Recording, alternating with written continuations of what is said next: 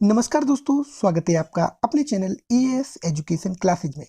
Friends, आज हम इस वीडियो में डिस्कशन करेंगे क्लास 10th का एनसीईआरटी का साइंस का चैप्टर नंबर 2 का एक बहुत ही इंपॉर्टेंट टॉपिक जिसका नाम है एलॉयज। हिंदी में हम इसे मिश्र धातु बोलते हैं। तो दोस्तों, वीडियो स्टार्ट करने से पहले आपसे एक निवेदन है, अगर वीडियो आपको अच्छा लगे तो लाइक कर दें, शेयर कर दें और चैनल को सब्सक्राइब जरूर कर दें, जिससे जब हम कोई नया वीडियो अपलोड करें तो सबसे पहले नोटिफिकेशन आपको मिले। साथ ही साथ बेल आइकन को जरूर क्लिक कर दें और वीडियो शुरू से लेकर अंत तक जरूर देखें, जिससे वीडियो आपको बहुत अच्छे से समझ में आए। तो चलिए दोस्तों, सबसे पहले हम इस वीडियो में डिस्कशन करेंगे एलॉयज यानी कि मिश्र धातु की डेफिनेशन क्या होती है। ये डेफिनेशन सबसे पहले हम हिंदी में देखेंगे। तो चलिए दोस्तों, बात करते हैं मिश्र धातु की। मिश्र धातु को इंग्लिश में एलॉयज बोलते हैं। सबसे पहले हम ये जानेंगे कि इस मिश्र धातु का हिंदी में अर्थ क्या होता है। मिश्र का मतलब होता है मिलाना और धातु का मतलब होता है मेटल। तो जब दो या दो से अधिक धातुओं को एक समांगी रेशियो में मिलाया जाता है, यानी उसका समान अनुपात में मिलाया जाता है, तो हम उसे बोलते हैं एलॉय यानी मिश्र धातु। उदाहरण के लिए हमने कॉपर और जिंक लिया, और कॉपर का लिया 80% और जिंक का लिया 20%। तो जब हम इनको मिलाया तो इनको इस प्रकार मिलाते हैं कि हर जगह इनका एक ही रेशियो होना चाहिए। इस पूरे मिश्रण का एक ही रेशियो होना चाहिए हर जगह, तो हम उसे बोलेंगे समांगी मिश्रण। ऐसा ना हो कि हम एक जगह कोई अलग रेशियो आ रहा है, दूसरी जगह कोई अलग रेशियो आ रहा है, तो वो समांगी मिक्सचर नहीं कहलाएगा, वो असमांगी मिक्सचर कहलाएगा। तो मिश्र धातु समांगी मिश्रण का होना बहुत जरूरी है। तो दो या दो से अधिक धातुओं या अधातुओं या एक अधातु को भी ले लेते हैं, नॉन मेटल को भी ले लेते हैं, उनका एक समांगी मिश्रण को ही हम मिश्र धातु कह लेंगे। उदाहरण के लिए देखते हैं कि मरकरी। मरकरी यानी कि पारा। पारे में जब हम किसी मेटल को मिला देते हैं तो जो मिक्सचर बनता है, जो मिश्र धातु एलॉय बनती है, उसे हम बोलते हैं अमलगम। कई बार क्वेश्चन पूछा गया है, आप नोट कर लें। तो दोस्तों, ये थी इसकी हिंदी में परिभाषा। अब हम इसका इंग्लिश में परिभाषा जानेंगे। इंग्लिश में डेफिनेशन इसकी देखते हैं तो इसमें कहा गया है कि a substance composed of two or more metals. ऐसा सब्सटेंस जो दो या दो से अधिक मेटल्स में कंपोज होता हो, और of a metal and a non metal, या तो मेटल हो सकती है या नॉन मेटल हो सकती है, intimately United usually by being fused together and dissolving in each other when molten. यानी कि ऐसा सब्सटेंस जिसमें दो या दो से अधिक मेटल्स या नॉन मेटल्स को मिलाया जाता है, उनका मोल्टन स्टेट में मिलाया जाता है, उनका होमोजीनियस मिक्सचर होता है, तो हम उसे अलॉयज कहते हैं। यानी कि अलॉय में उनका होमोजीनियस मिक्सचर होना बहुत जरूरी है।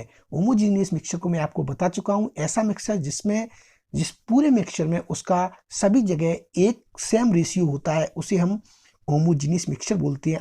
अगर अलग अलग उसका जो रेशियो होगा तो हम उसे होमोजीनियस मिक्सचर नहीं कहेंगे। तो परिभाषा आपको समझ में आ गई होगी।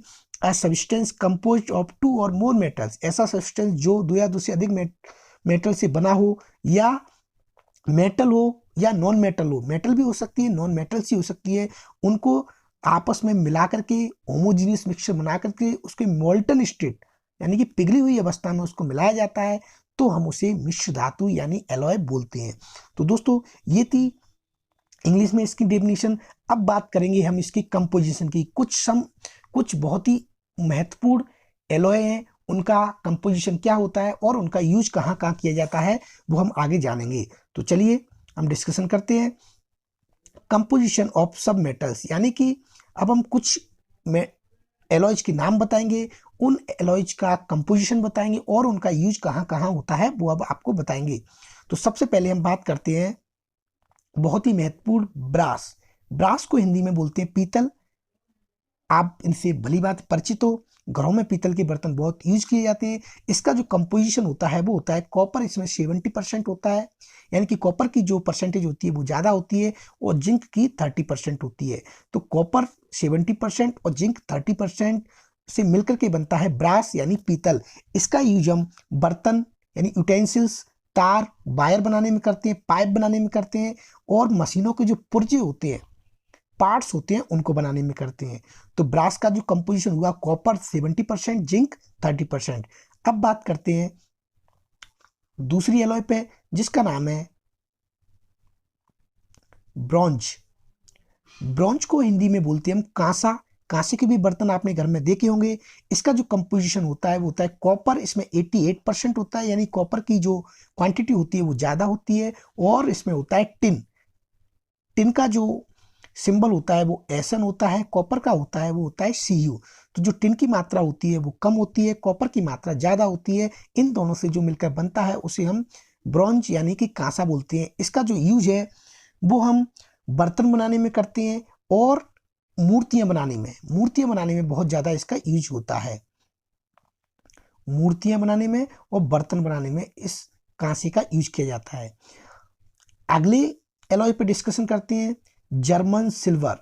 जर्मन सिल्वर ऐसा माना जाता है कि जर्मन सिल्वर कि इसमें सिल्वर की मात्रा होती है, लेकिन ये एक ऐसी एलॉय है जिसमें सिल्वर की मात्रा 0% होती है। क्वेश्चन आपसे पूछा जाता है कि ऐसा एलॉय बताइए जिसमें सिल्वर की जो परसेंटेज है वो 0% होती है, तो वो हमारा आंसर होगा वो जर्मन सिल्वर है। क्योंकि इसका नाम से इसमें हम कंफ्यूज हो जाते हैं, जर्मन सिल्वर बोलते हैं तो हमें लगता है कि इसमें सिल्वर का परसेंटेज जरूर होगा, लेकिन ऐसा नहीं है, इसमें सिल्वर का परसेंट 0 रहता है। तो जर्मन सिल्वर का जो कंपोजिशन होता है वो कॉपर 60% होता है, जिंक, सॉरी यहाँ पे लिंक हो गया है, ये जिंक होता है, जेडन इसका 20% होता है, और निकिल का 20% होता है। तो इन सबको मिलाकर के जो बनता है वो होता है जर्मन सिल्वर। इसका जो हम यूज करते हैं वो करते हैं जेवर यानी कि गारमेंट्स बनाने में, बर्तन बनाने में, मूर्तियां बनाने में इसका यूज किया जाता है। अगले पर डिस्कशन करते हैं। अगला एलॉय है गन मेटल। गन मेटल इसका जो कंपोजिशन होता है वो कॉपर होता है, इसमें 90%, जिंक होता है 20%, और टिन का जो सिंबल होता है एसएन वो होता है 8%। तो इसका इन सबका कंपोजिशन यानी कि इनका होमोजेनियस मिक्सचर वो कहलाता है गन मेटल। गन मेटल का यूज हम बंदूकों यानी गन्स तथा मशीनों के पुर्जे बनाने में इसका यूज किया जाता है। बंदूक बनाने में, गन्स बनाने में और मशीनों के पुर्जे बनाने में गन मेटल का यूज किया जाता है। तो ध्यान रखना, कॉपर इसमें 90%, जिंक 20% और टिन 8% होता है। अगली एलॉयज की बात करते हैं, वो है डच मेटल। इनके हिंदी और इंग्लिश में नाम सेम है, इसलिए मैंने अगर हिंदी नाम है तो वो लिख दिया है, अगर इंग्लिश और हिंदी सेम है तो उसको नहीं लिखा है। अब बात करते हैं डच मेटल की। तो डच मेटल में कॉपर 80% होता है और जिंक 20% होता है। कॉपर और जिंक 20%, तो ये इससे मेल खाता है ब्रास यानी पीतल से। पीतल में 70% कॉपर होता है और 30% जिंक होता है। यहाँ पर कॉपर 80% है और जिंक 20% है। इसका यूज मैंने आपको बता दिया है। इसका यूज करते हैं अपन सस्ते आभूषण बनाने में, जो कि चीपली ऑर्नामेंट्स होते हैं, आभूषण होते हैं, उनको बनाने में हम डच मेटल का यूज करते हैं। अगली एलॉज की डिस्कशन करते हैं। अगली एलॉज है ड्यूरेलियम। बहुत ही इंपोर्टेंट है ड्यूरेलियम। इसका जो कंपोजिशन होता है वो एल्यूमिनियम, इसमें 95% होता है। ड्यूरेलियम, ध्यान रखना दोस्तों, एल्यूमिनियम, ALUMIN आ रहा है, तो इसका मतलब एल्यूमिनियम, और इसमें कॉपर होता है 4%, यानी कि एल्यूमिनियम की मात्रा सबसे ज़्यादा होती है। इसका जो यूज करते हैं हम वो करते हैं प्रेशर कुकर और वायुयान यानी कि एरोप्लेन्स के जो पार्ट्स होते हैं उनको बनाने में इनका यूज किया जाता है। प्रेशर कुकर में बनाने में इसका यूज किया जाता है और एरोप्लेन के जो पार्ट्स हैं उसको बनाने में इसका यूज किया जाता है। ये बहुत मजबूत होता है ड्यूरेलियम। अगली एलॉय की बात करते हैं। अगली है शोल्डर। इसको हिंदी में टाका बोलते हैं। इसका जो कंपोजिशन होता है वो टिन इसमें 67% होता है और लेड इसमें 33, लेड मतलब पीबी, इसमें 33% होता है। टिन एसएन 67% और लेड 33%। सोल्ड, तो ये कंपोजिशन होता है शोल्डर का।